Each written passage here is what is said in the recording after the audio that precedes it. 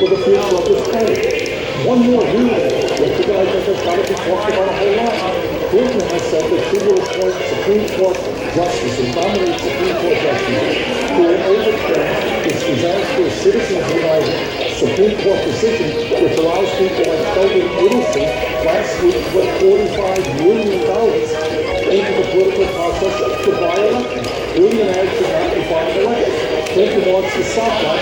Trump would point more conservatives to the Supreme Court. In terms of the issue of bigotry, the younger people are more than any generation I think on in American history are sick and tired of discrimination and racism.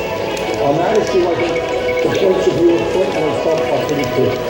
Trump is running his campaign. The cornerstone of his campaign is bigotry, is dividing us up. That is certainly very different from what Clinton did. So I think if she focuses on the issues, she will do just really well if the American people and certainly the American people. One of the things that those who supported you are wary about and on the lookout for, you mentioned climate change, and there was some reporting done by Climate Change News.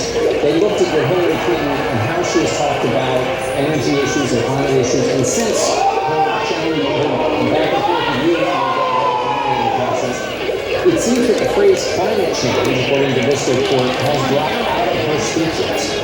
Why do you suppose that is? Well, I honestly don't know the answer to that. What I can tell you is that recent reports have indicated that the situation, the scientists are telling us that the situation is even more dire than we had previously thought. In terms of Donald Trump, and I hope everybody understands this, despite what the entire scientific community is telling us about what a threat it is to this planet, climate change is, Donald Trump thinks it's a hoax. Clinton does have a serious proposal to invest in sustainable energy and energy efficiency. I hope that Secretary Clinton will talk more about this as a contrast their views with Trump, because it is an enormously important issue. When I talk to some of these voters who are undecided, what I hear from them is they say they don't like Donald Trump, but they don't think Hillary Clinton is trustworthy, and so they say they're going to vote for either Barry Johnson or Joe Stein. And there's a poll that shows 44% of millennials, and talking about them again, are voting for a third-party candidate as an independent. I think I got it working. Why should they go vote for somebody who's close to what they believe if they don't like the two major party candidates? Well, I will tell you what, and look, I am a longest serving independent in the history of Congress. When I was younger, I ran, I was good, party here, and I was 1% in one election. So I'm not here to disparage third-party candidates who historically have played a very important role in this country in raising issues and moving it in a certain direction. But I think right now, given the crises that we face, a disappearing middle class, massive levels of income and wealth inequality, the issue of the increase in bigotry that we are seeing, climate change, the fact that so many young people are leaving school deeply in debt, that hundreds of thousands of bright young people can't even afford to go to college. I think that the focus has got to be on now is understanding that this moment in history for a presidential election is not the time for a protest vote. It is a time to look at which candidate is going to work best for the middle class and working families. In terms of higher education, I work with Secretary Clinton. She now has a proposal that says that every family in this country of $125,000 or less, 83% of our population, public colleges and universities will be tuition-free for those kids. That's a big deal. Let me ask you one last question. Senator, the Wall Street Journal recently reported that senators like Elizabeth Warren were working on a list of names of people from places like Morgan Stanley or BlackRock that they would actively oppose if they were put into a Clinton administration. Will you join in that effort? Absolutely. We certainly have seen under Democratic and Republican administrations what Wall Street CEOs have done to our economy. We don't need more Wall Street CEOs in any administration. We need people in the administration who stand with working families and the middle class. So I will do everything that I can to see that those are the people appointed in a proper administration. All right, Senator Bernie Sanders, thanks so much for being with us today. Thank you.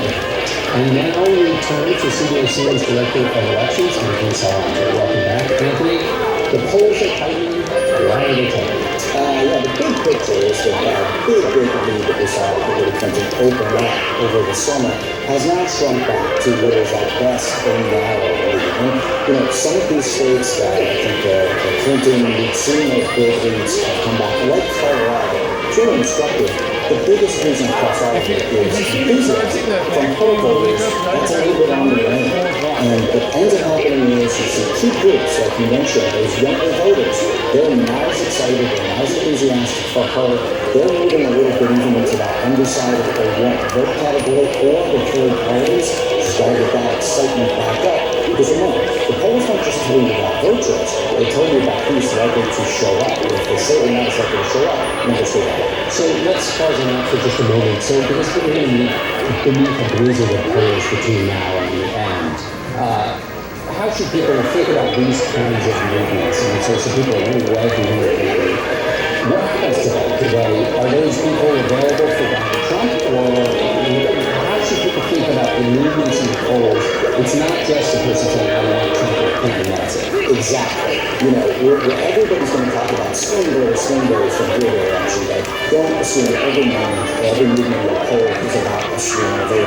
What ends up happening is people will either become less enthusiastic about voting, and then polls will sort of discount whether they're likely to show up.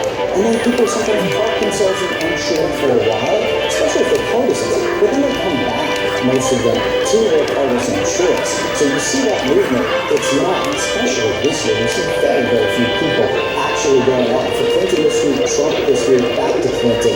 We're just not seeing a lot of that. Yeah, there's a whole variety of people parking in unsure. Let's go now to the question of national versus state. So we get to national polls that say one thing, and then state polls that say another. How should people think about those? Right. The poll watcher's guide to this is first watch the states. Obviously, that's what matters. This is a state-by-state election, and you have to win in the electoral college. The draws you get with the states is much more detail about that voter turnout because you can see particular groups, whether it's young voters, whether it's older voters, and you know those numbers in those states. National polls need to be like that, but very, very on top of it. You can see which way the wind is blowing, but what you really need is enough detail forecast, and that you get out of states. So, it's more important for the purposes of the campaign that we know how African Americans in, say, Pennsylvania than the general national picture about African Americans. Well, exactly. And sometimes when you see movement in the national polls, the trouble is you don't know where it's coming from. So it might be coming from a key state like Pennsylvania, but it could just as well be coming from California and Texas where we know it's going to happen anyway. In advance of the debates, the Clinton team was pushing the idea that Donald Trump was too risky to be president. You had some interesting findings about this idea of risk in Donald Trump. Right, yeah, both candidates to some extent are described as risky among a number of other descriptions that voters use. Trump in particular, but even his voters say that he is risky. Well, that's not necessarily a bad thing for them. And the reason is they want change. They want change, political change, cultural change, and economic change. So they're willing to tolerate some risk in order to get the change that they want. What is Donald Trump to say about what people are looking for in this debate that's happening? Well, remember, partisans are looking, they say, just to see their candidate win. So there's already that large group that's locked in. They're going to think that they're going to think no matter what.